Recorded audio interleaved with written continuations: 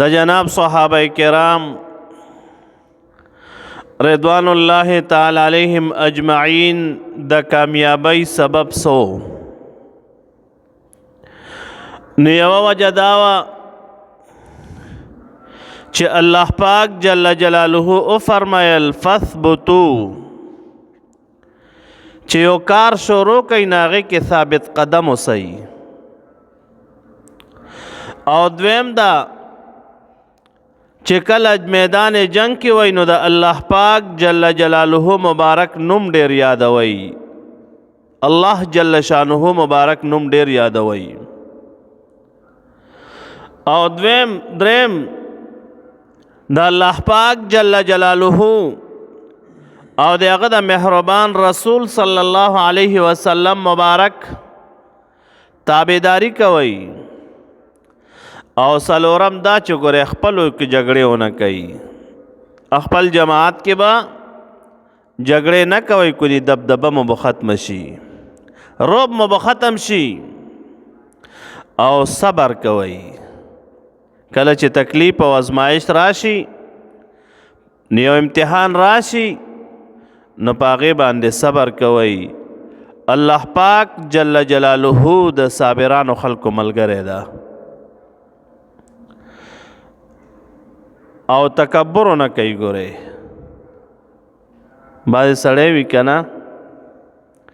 یو ټیم ولا داسې قوت راشي به تکبر کوي وی تکبر عزازیل را خوار کرد بزندان لعنت گرفتار کرد شیطان تکبر کړو لعنتی شو او پدی آیاتونو مبارکو کې الله پاک جل جلاله د مؤمنانو چې کم خلاف خلق ابو جهل او نور کافران دی غي بیان فرمایي الله پاک جل جلاله فرمائی ولا تکونوا کالذین خرجوا من دیارهم بطرا دیاغ خلق پشان نشي ګوره چې هغه کله د کورونو نه وتل نو په تکبر کې ہوتیو دمانې ډګړولې شرابونه اسکل ډول باجی والے او تکبر کول ورذی معاذ الله د پیغمبر اسلام صلی الله علیه وسلم مبارک مقابله ته وتل الله پاک جل جلاله فرمای د دغه تکبر کوونکو خلقو پشان نشي ګوره او بل لا چریاکارو کم عمل چې کولو وریا الناس د خلقو د خودنې د پاره کولو او پلار چتلل نو ډول باجی والے ښا ډولونه وال باجی والے شرابونه اسکل دمانې ګډولې او د مسلمانانو مقابله ته وتیو خو لیکن د نتیجې نه خبر نو چې سبو کیږي او دریم عمل ويصدون عن سبيل الله د الله پاک جل جلاله د مبارک لارې نه خلق بندول د الله تعالی جل شانه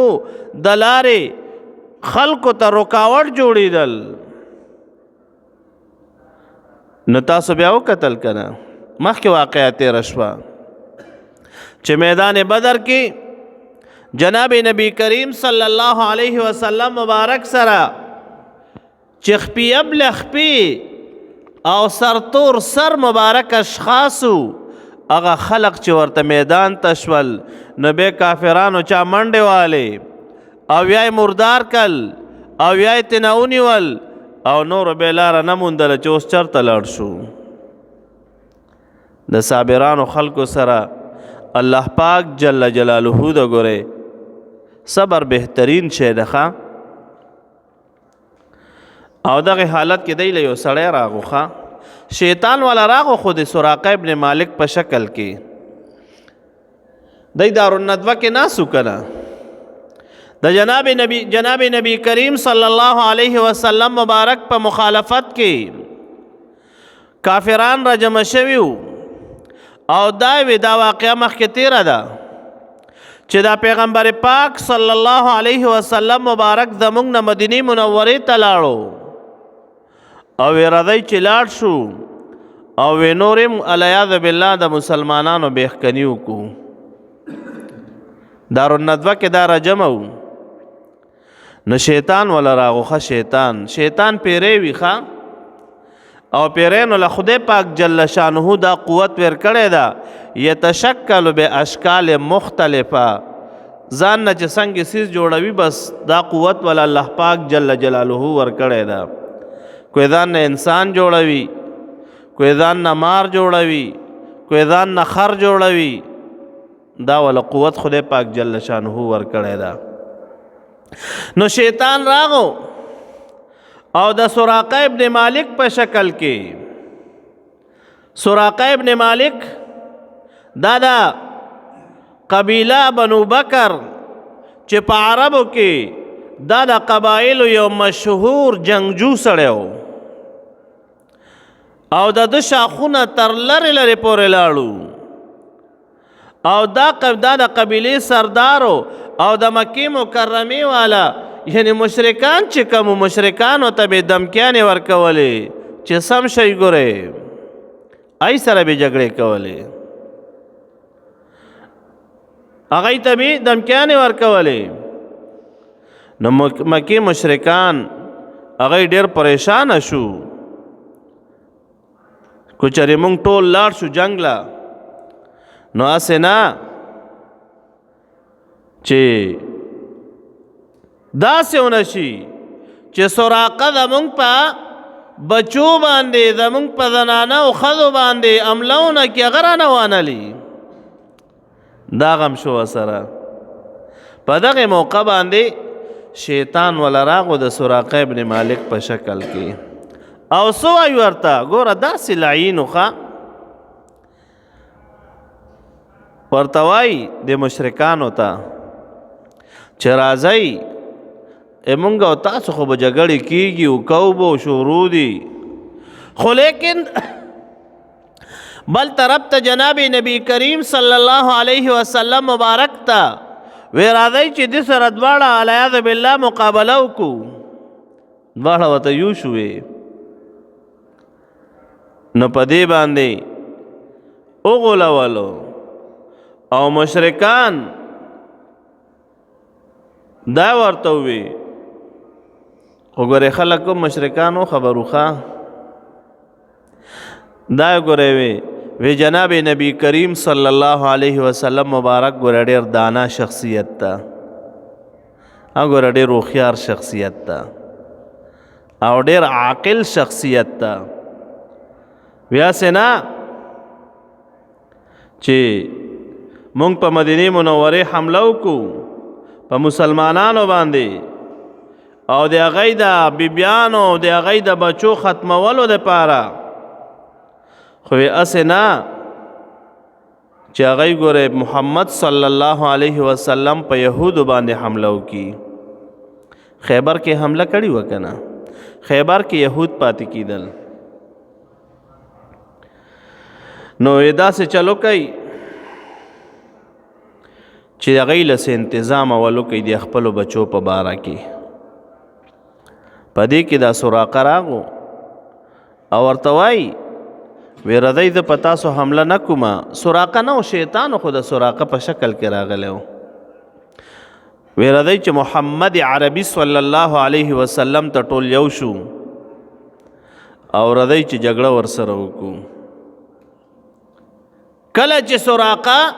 علماء کرام فرمایي کله چې میدان بدر ته تلل نو یو لاس د ابو جهل نه نیولی او بل لاس د حارث ابن هشام چې دا د ابو جهل رورو دا په اتم کال د فتح مکی کې به مسلمان شو یو لاس د هغه نه نیولی خدا خو شیطان کنه. لیکن کله چې د غزوه بدر موقع ته ورسېدل او الله پاک جل جلاله الله پاک جل شانه پرشتے را نازل کی جناب حضرت جبریل علیہ السلام او جناب حضرت میکائیل علیہ السلام بس سراقه پشاو لگی دو ذکر دا خو شیطانو پیریو دا ورته څه وایي دې کافرانو ته؟ وایي زه چې څه وینم ګورې هغه تاسو نه وینئ، پرښتې لیدې پرښتې، او منډه یې کې. هغې وخت کې دې نه مخکې چې روان و که نه، نو سراقه خلکو زنده‌باد چغې والې. زما شیخ او مرشد شهید اسلام شیخ الحدیث حضرت مولانا محمد حسن جان شهید رحمت الله علیه و فرمایل وی کو چې چا د خولې نه زنده‌باد چغه وځي نو څه چل به وشي تا پسې پلانې زنده‌باد څه چل شو. سراقه په دغه وخت کې چې میدان بدر تتلو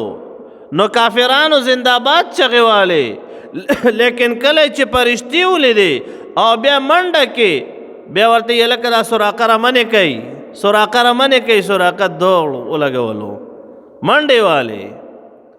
او څه وی ورته انی ارا ما لا ترون، وی بېشکه زه چې څه وینم هغه تاسو نه وینئ. جناب حضرت جبریل علیه السلام مبارک لیدو، جناب حضرت میکائیل علیه السلام مبارک لیدو چې دا خو پرښتې راغلی دي او پرښتې خو مؤمنانو نه کافرانو نه لیدي، جنگ ته راغلی وي. ښه جناب حضرت جبریل علیه السلام مبارک زیړ پټکی والی و، زیړ پټکی، او په اس باندې سورو او خیزم نوم یې و د اس خیزم، او اس ته به وړاندې شه بس چې کافر له به را پرېښودو سر به یې وغورځولو. بعضې صحابه ولیدلی و. ښه پیغمبر اسلام صلی الله علیه وسلم مبارک دعاګانې کړې وې، الله پاک جل جلاله وعده فرمایلی و چې امداد به کومه، بې پرښتې راغې، جناب حضرت جبریل علیه السلام مبارک راغو، جناب حضرت میکائیل علیه السلام مبارک راغو، او چې کله د شیطان د سراقه په شکل کې راغلی و چې کله دی دا پرښتې ولیدې بد منډه وواله او څه وایي ورته وقال لا غالب لکم اليوم، دې نه مخکې د کافرانو ته وی نن ورځ به تاسو باندې څوک نه غالبېږي، ځکه تاسو ډېر یئ، تاسو سره قوت ده، تاسو سره اسلحه ده، تاسو سره مواد دي، خو چې کله یې پرښتې ولیدې بس به منډې والې. هغه کافرانو ته لکه ایسارې کوي، لاړو دنه وا چغې واپسې والې، بیا یې څه وی انی ارا ما لا ترون انی اخاف الله، وی بېشکه زه چې څه وینم هغه تاسو نه وینئ، ګورې پرښتې راغلي دي اوس به چکناو کی، او انی اخاف الله،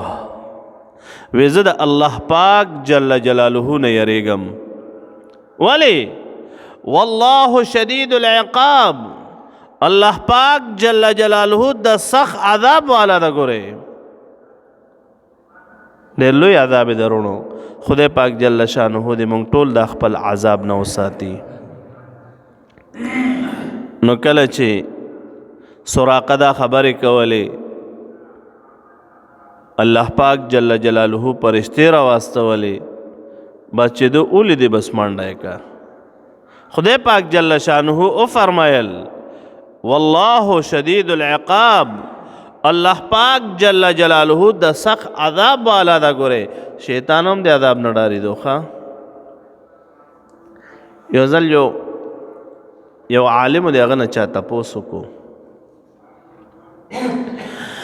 وی تاسو وایي چې شیطان د اور نه پیدا ده که نه؟ شیطان د اور نه پیدا ده. ښه نو وی کو دا اور په جهنم کې واچوي نو څه؟ نو کو شیطان په جهنم کې واچوي نو څه عذاب به ورته ورسي؟ نو هغه عالم د پوهې دپاره یوه لوټه راواغسته او دا سړی پې وویشتو. نو هغه ورته وایي استاد زه خو دې خوږ کړمه. ورته یې زړی ته خو هم د خاورې نه پیدا یې، ته خو د خاورې نه پیدا یې، ته په خاورې خوږ شوې کو نه، خو په لوټې مې وویشتې که نه، او د خاورې پیدا یې. وی دک رنګې الله پاک جل جلاله دا قدرت شته چې شیطان په اور کې معذب کی، دا اور نه پیدا ده. ما بل ورځ غالبا چې مسلم شریف روایت کو یو بل کتاب کې مې وکتو یا د ترمذی شریف جناب نبی کریم صلی الله علیه وسلم مبارک فرمایي دا د دنیا اور نه ده دا د آخرت د اور په مطابق او د جهنم د اور په مطابق یو کم اویایمه حصه ده. یعنی د دنیا د اور اویا ځلې دا وینځلې شوې ده او کمزورې ده او د آخرت اور اویا چنده دومره سخت اور کوي لکه د دنیا د اور چې څومره تاو کوي. هغه چې اویا ځلې کې نو د جهنم اور دومره سخته. جناب نبی کریم صلی الله علیه وسلم مبارک فرمایي چې یو ځل د اور الله پاک جل جلاله ته شکایت کو چې یا رب العالمین جل شانه دا بعد اور رپاسی و بازی خوري، بعد لمبا رپاسی و بازی خوري. الله پاک جل جلاله ورتا اجازت کو بے نفسین پدوو ساگانو باندې نفس فی الصیف و نفس فی الشتاء، یو سا په اوړي کې اخلي یو سا په ژمي کې اخلي. دا یو سا چې والی نو دینه ګرمي جوړه شي او دا ځان ته چې راکاږي نو د دینه ژمی جوړ شي. دې وجې نه جناب نبی کریم صلی الله علیه وسلم مبارک فرمایي چې کله د ګرمۍ موسم وي نو تاسو د ماسپښین مونځ کې یخوالی کوئ. ابردو بالظهر فإن شدة الحر من فیه جهنم، تاسو په ماسپښین کې یخوالی کوئ ځکه دا تاو چې محسوسوئ دا د جهنم بړاسته. نو لہذا الله پاک جل جلاله د سخت عذاب والا او د سخت عذاب ورکولو مالک ده. بسم الله الرحمن الرحیم. ولا تکونوا کالذین، الله پاک جل جلاله فرمائی تاسو مکیږئ د هغې کسانو په شانې خرجوا من دیارهم بطرا